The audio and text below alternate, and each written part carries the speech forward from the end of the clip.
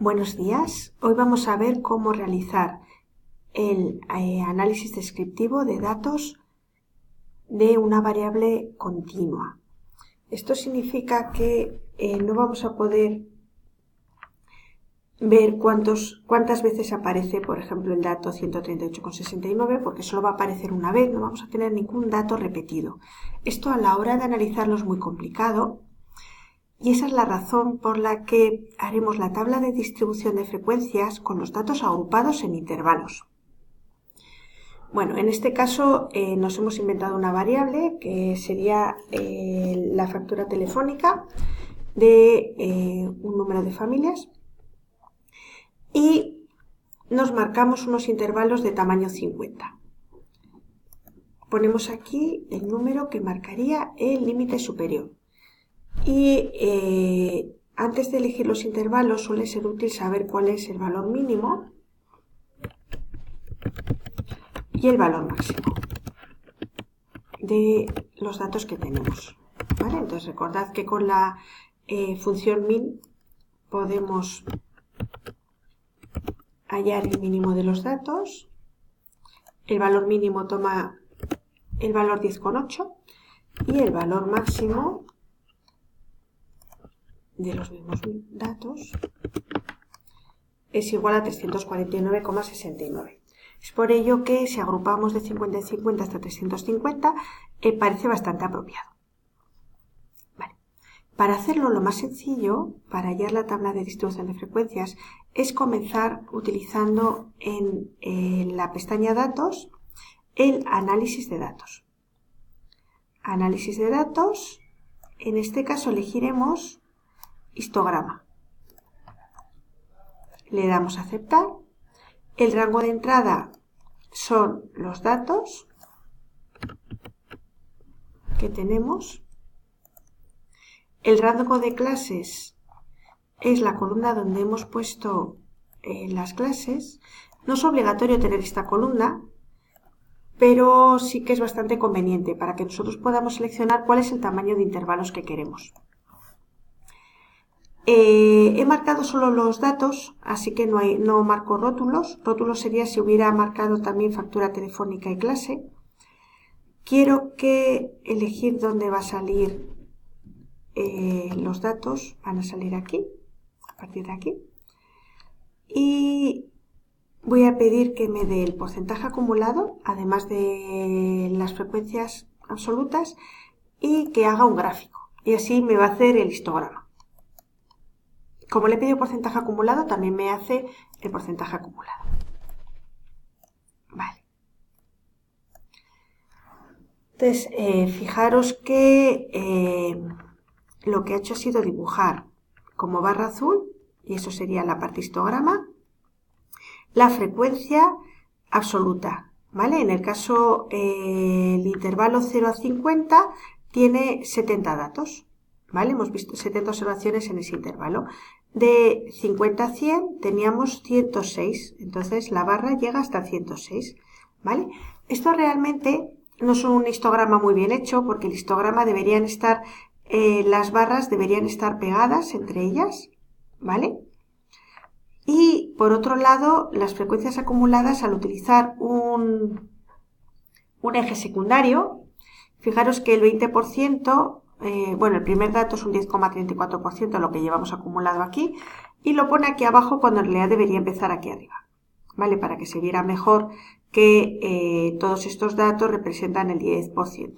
Pero bueno, Excel esto no lo sabe hacer muy bien, entonces a veces es mejor utilizar las frecuencias absolutas acumuladas, pero entonces pierden los porcentajes. Y bueno, esta es la salida que da directamente, ¿vale? Luego podríamos hacer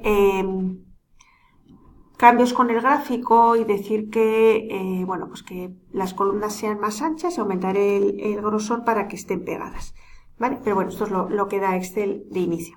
Hay que entender un poco qué es lo que significa cada dato, ¿vale? Este 50 es no es la marca de clase, que sería el punto medio del intervalo, sino que es el límite superior del intervalo, ¿vale? Por otro lado, lo que ha hecho ha sido darnos para cada uno de los intervalos, nos ha dado cuántos son los datos que aparecen, ¿vale? En cada caso. ¿Y cuál es el porcentaje acumulado? Esto nos va a permitir escribir una tabla de distribución de frecuencias bien hecha, en el que tenemos de primeras el límite inferior del intervalo. A ver. Este i-1 lo vamos a escribir en formato subíndice, ¿vale? Para que quede más bonito.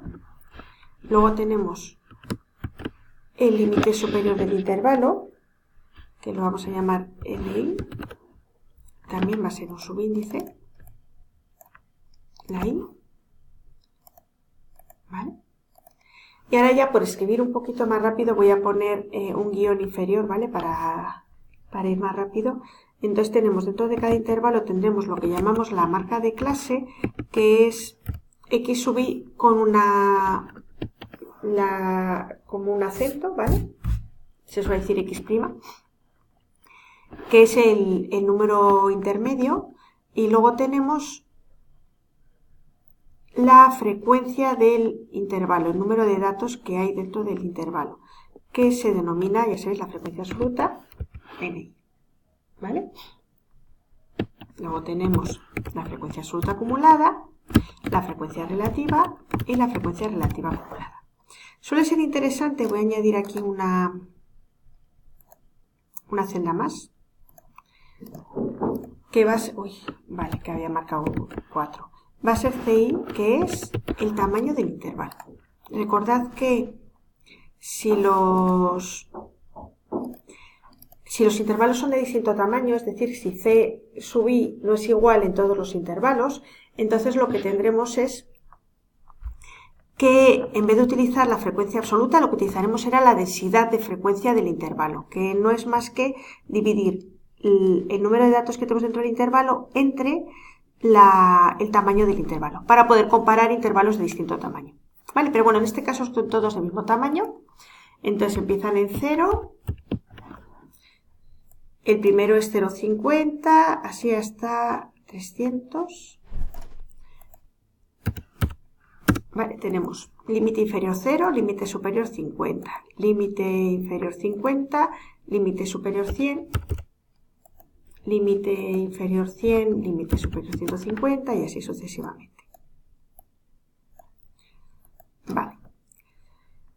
La marca de clase es el punto medio entre 0 y 50, ¿vale? Que se calcula como 0 más 50 dividido entre 2.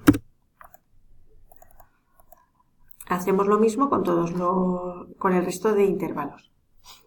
El tamaño del intervalo es simplemente el límite superior menos el límite inferior, ¿vale? Que todos van a valer 50. Si tuviéramos algún valor diferente, entonces sería muy importante que la frecuencia, en vez de utilizar la frecuencia absoluta en Ni, utilizaríamos la densidad de frecuencia, ¿vale? Vale, la frecuencia absoluta la hemos hallado aquí, ¿vale? Entonces la sacamos de ahí. Y la tenemos aquí, vale. El número de datos total es la suma de todas las frecuencias absolutas, que lo solemos llamar con n mayúscula, ¿vale? Entonces n mayúscula es 677. Vale, y ahora ya podemos hallar la frecuencia absoluta acumulada, que es ir sumando la frecuencia absoluta más la frecuencia absoluta acumulada anterior. Siempre terminará en el número de datos totales, y ya podemos hallar las frecuencias relativas, que es, en el caso de las frecuencias relativas no acumuladas, es la frecuencia relativa, o sea, la frecuencia absoluta dividido entre el número de datos. Le ponemos dólares para poder arrastrar directamente. Lo voy a poner en porcentaje, 2 decimales, arrastro. Y la frecuencia absoluta acumulada, que se calcula igual que la frecuencia absoluta acumulada se calcula igual que la frecuencia relativa acumulada, ¿vale? Vamos sumando 14,92 más 26, 14,33 más 40,92, etc. Y siempre terminará en 100%. Con esto ya tenemos la tabla de distribución de frecuencias, que es a partir de la cual podemos hacer la mayoría de los cálculos, ¿vale?